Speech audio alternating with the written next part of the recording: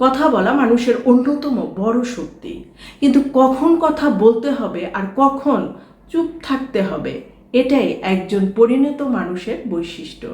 আজকের পৃথিবীতে আমরা খুব দ্রুত প্রতিক্রিয়া জানাই, সোশ্যাল মিডিয়ায় একটা পোস্ট দেখেই মন্তব্য করি, রাগ হলে সঙ্গে সঙ্গে উত্তর দেই, কেউ কিছু বললে পাল্টা কিছু বলতেই হবে, এমন একটি মানসিকতা তৈরি হয়েছে। কিন্তু মনোবিজ্ঞান বলে সব পরিস্থিতিতে প্রতিক্রিয়া জানানোর প্রয়োজন হয় না, বরং অনেক সময় নীরবতাই সবচেয়ে কার্যকর প্রতিক্রিয়া। চলুন জানি কখন আমাদেরকে চুপ থাকতে হবে। 1. প্রচণ্ড রাগের মাথায় আমরা প্রায় এমন কিছু বলে ফেলি যা পরে হাজারবার চাইলেও ফিরিয়ে নেওয়া যায় না। কথার আঘাত অনেক সময় শারীরিক আঘাতের চেয়েও গভীর হয়। মনোবিজ্ঞানে বলা হয় রাগের সময় আমাদের মস্তিষ্কের আবেগ নিয়ন্ত্রণকারী অংশ খুব সক্রিয় হয়ে ওঠে, আর যুক্তি দিয়ে সিদ্ধান্ত নেওয়ার ক্ষমতা সাময়িকভাবে কমে যায়। তাই তখন নেওয়া সিদ্ধান্ত বা বলা কথাগুলো অনেক সময় বাস্তবতার চেয়ে আবেগ দ্বারা পরিচালিত হয়। ধরুন, স্বামী স্ত্রীর মধ্যে ঝগড়া হয়েছে। রাগের মাথায় একজন বলে ফেললেন, তোমাকে বিয়ে করাটাই আমার জীবনের সবচেয়ে বড় ভুল। হয়তো তিনি কথাটা সত্যি বিশ্বাস করেন না, কিন্তু সেই একটি বাক্য অন্যজনের মনে বছরের পর বছর ক্ষত তৈরি করতে পারে। তাই রাগের সময় জবাব দেওয়ার চেয়ে কয়েক মিনিট নীরব থাকা অনেক বেশি শক্তির পরিচয় দেয়। মনে রাখবেন, নীরবতা অনেক সময় রাগের সবচেয়ে বড় কার্যকর ওষুধ। 2. যখন আপনার কাছে পর্যাপ্ত তথ্য নেই তখন চুপ থাকুন। ধরুন, অফিসের মিটিং বা পারিবারিক আড্ডায় কোনো জটিল বিষয় বা রাজনীতি নিয়ে কথা হচ্ছে যা আপনি ভালো বোঝেন না। সেখানে জোর করে মতামত দিতে যাবেন না, বরং চুপ করে শুনুন। কেউ যদি আপনাকে কিছু বলতে বলে তাহলে আপনি সত্যিটাই বলুন। বললেন, দেখুন ভাই, এ বিষয়ে আমার তেমন জানা নেই, বরং আমি শুনি। আজকের সোশ্যাল মিডিয়ার যুগে আমরা খুব দ্রুত মতামত দিয়ে ফেলি। একটি ভিডিওর 30 সেকেন্ড দেখে, একটি খবরের শিরোনাম পড়ে বা কারো কাছ থেকে অর্ধেক গল্প শুনে সিদ্ধান্ত দিয়ে দেই।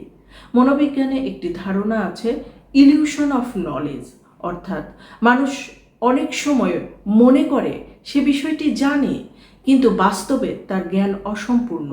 এই ইলিউশনে কখনোই পড়বেন না, কারণ একটি ভুল মন্তব্য আপনার বিশ্বাসযোগ্যতা বা গ্রহণযোগ্যতা নষ্ট করতে পারে। তাছাড়া সব বিষয়ে মন্তব্য করতেই হবে এমন কোনো নিয়ম নেই। 3. কেউ যখন তার দুঃখের বা কষ্টের কথা বলছে তখন বেশি শুনুন, কম বলুন। আমরা প্রায়ই এই ভুল করি। হয়তো কারো চাকরি চলে গেছে বা ব্রেকআপ হয়েছে বা কাছের কেউ মারা গেছে। এমন পরিস্থিতিতে কেউ যখন তার কষ্টের কথা বলতে শুরু করে, আমরা বলি সব ঠিক হয়ে যাবে, এত চিন্তা করো না। আমরা মনে করি এতে হয়তো মানুষটি ভালো বোধ করবে, কিন্তু অনেক সময় সে সমাধান চায় না, সে শুধু চায় কেউ তার কথা মন দিয়ে শুনুক। মনোবিজ্ঞানে একে অ্যাক্টিভ লিসনিং বলে।